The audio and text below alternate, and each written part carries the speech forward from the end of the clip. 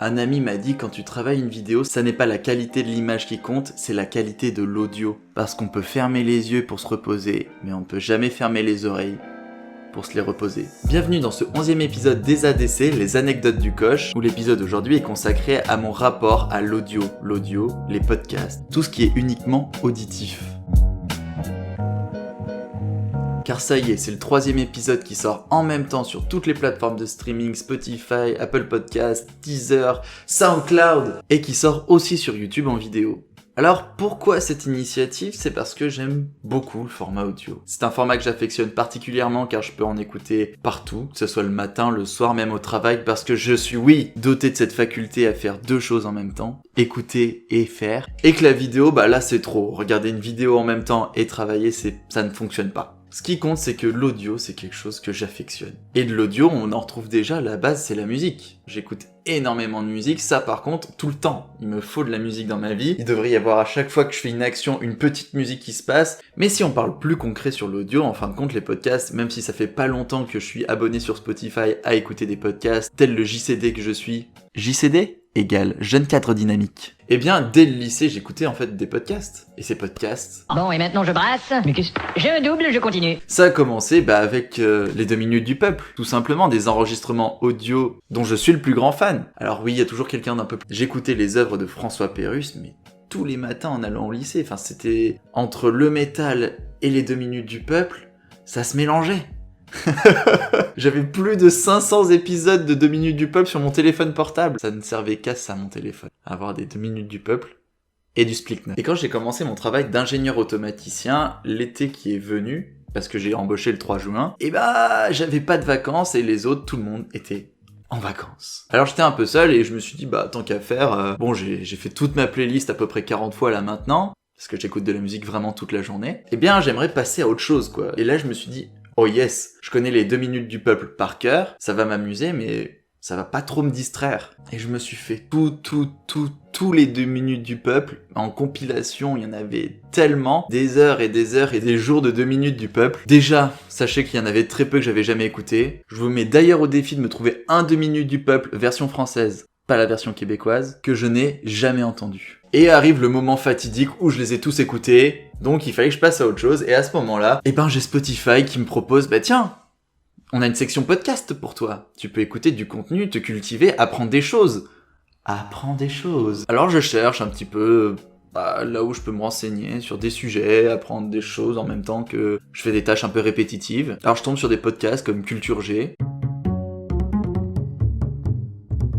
Culture G. Cultivez votre curiosité. Mais je tombe surtout sur un podcast qui a eu d'énormes répercussions sur ma vie.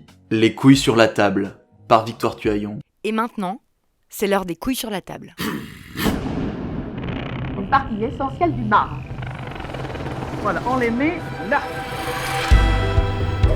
Et ce podcast a été une réelle révélation, parce qu'à ce moment-là, je me posais énormément de questions sur mon rapport aux femmes, sur ma propre masculinité au final, sur comment je me voyais en tant que mec. Est-ce que je suis un vrai mec finalement ? Et hormis du fait que le générique est juste incroyable, et tel un enfant de 11 ans et demi, j'ai ri à chaque fois que j'ai écouté le générique pendant au moins 30 épisodes. J'ai découvert une personne qui voulait comprendre un genre de personne, qui se posait des questions, mais pourquoi ce genre de personne pense comme ça ? Ce genre de personnes, ce sont les mecs. Pourquoi ? Et ça m'a fait tellement bien, j'ai enchaîné beaucoup d'épisodes. J'avais tellement à découvrir que j'ai dû zapper 2-3 épisodes qui pour moi étaient hors portée à ce moment-là. Que ce soit sur le transgenre, qui effectivement était à ce moment-là très loin, et même des fois sur l'homosexualité, où je savais qu'effectivement il y avait une certaine éducation homophobique qui me traînait en moi, mais je savais pas à quel point c'était prononcé, quoi. À quel point ça me faisait peur, à quel point je comprenais rien, à quel point je me disais, mais c'est juste... Et j'ai avancé. Et en fin de compte, je me suis quand même forcé un peu à écouter des épisodes qui m'ont permis de me décoincer, qui parlaient même sexualité pendant que j'étais au travail. Pour moi, c'était quelque chose, je me dis, mais si quelqu'un entend dans mes oreillettes, mais je vais mourir de gêne, mourir de honte, mourir de tout. Je devais faire tout en sorte de pas trop rougir, parce que j'avais des fois mon collègue, parce qu'à un moment, c'était plus les vacances pour mon collègue, qui était juste en face et qui pouvait me voir, rougir, enfin, être un peu perturbé, alors qu'il y avait... Sur mon écran, rien à être perturbé. Je ne pense pas que c'est de la programmation en automatisme qui allait me perturber à ce point-là. Et ça a fait du bien. Ça a fait tellement bien, ça m'a juste décoincé de base d'entendre parler de certains trucs. Je vous cache pas, quand ça a parlé des fois plaisir prostatique ou quoi que ce soit, j'avais même des douleurs. Genre je ressentais dans le corps, je dis des choses dans les faits. Ça a été quelque chose d'assez compliqué à gérer, mais ça m'a vraiment libéré et je suis passé après à d'autres podcasts. Notamment, je pense qu'il y a aussi sous mes influences et qui même d'ailleurs grâce à ça existent les anecdotes du coach, Pénélope Boeuf. Et pour ceux qui la connaissent, effectivement, vous pouvez voir que les similitudes sont avec l'arnaque. Salut les arnaqueurs, c'est Pénélope. Eh oui, Pénélope c'est mon vrai prénom, génial hein. Où elle va juste raconter un peu sa vie et notamment elle avait basé ça sur ses pénélopades. Donc ces moments de vie où on a eu, tu sais, ça a eu ce sursaut de te dire allez, je vais tenter un coup de folie pour que les autres des fois c'est pas du tout des coups de folie, c'est juste le quotidien. Mais ça a été ton épreuve où tu t'es libéré et il y a eu des bonnes répercussions ou au pire des cas, c'est passé complètement à côté, t'as pris un vent et c'est tout. Tant que vous faites des choses dans la bienveillance. Le harcèlement est forcé. C'est pas bien. Et ça a été donc les deux qui m'ont inspiré le plus pour me libérer dans la vie et revenir à la création de contenu. Et petit à petit, j'ai découvert d'autres contenus qui m'ont donné l'envie de soit travailler sur la bienveillance, travailler sur l'expression, sur l'écriture, sur plein de choses. Et c'est pour ça que j'aime bien l'audio. Parce que lorsque je fais des anecdotes du coach, je suis devant vous, devant la caméra, j'écris un peu, juste pour me faire des anti-sèches à la base. Mais là, j'ai rien, j'ai pas un prompteur, j'ai que dalle. J'ai juste ma tête, ma spontanéité et mon amour de raconter des histoires. Ce qui rend totalement naturel la chose, tant mieux. Mais lorsque j'écris vraiment pour un podcast, je peux le lire. Pas le lire. Il me restait 6 mois à faire à Stanford quand j'acceptais le poste à Cornell, où je commencerai en août 1978. Non, à ce moment-là, c'est lire, mais jouer, et avoir un script où tu fais un jeu de voix, où tu commences à te projeter sur l'ambiance et les émotions que tu vas faire ressentir. J'en suis qu'à mes tout débuts, mais je travaille sur un projet en parallèle qui est sans accent au Québec, et sans accent au Québec, c'est sur l'expatriation au Canada. J'ai vraiment des étapes et des processus de réalisation complètement différents, très calmes, et ça me fait du bien.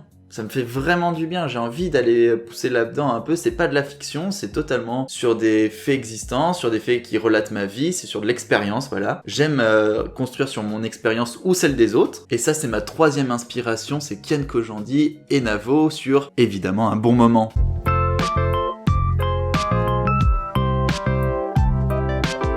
Et sous ces 3 influences-là, je base tout mon contenu. Le reste que j'écoute, ce sont des dérivés en général parce que je suis curieux, parce que je veux en savoir plus, notamment Yes avec 3 S, Nana, NA3, Ben Never évidemment, Crac Crac de Poulpe, et j'en passe, il y a tellement de contenu qui existe et je pense que je ne vous apprendrai rien là-dessus. Alors c'est ça mon rapport au podcast actuellement, c'est un moyen de fermer les yeux, de perdre un sens pour se retrouver un petit peu déstabilisé, et donc pour profiter et faire profiter aux auditeurs d'un moment où on se focalise vraiment sur l'expérience. J'ai quelques projets en tête qui vont sortir à la rentrée prochaine. Je vais prendre le temps de déménager à Montréal en septembre. En plus, je serai dans une ville super créative et ça va être génial! Prochain épisode et dernier épisode de la saison, je te donne juste le titre, sans contexte. Ça sera l'effet Ainoa. En attendant, tu peux me suivre sur les réseaux sociaux à Assez Ouvert, à couvert sans oublier le H sur Instagram. À très bientôt!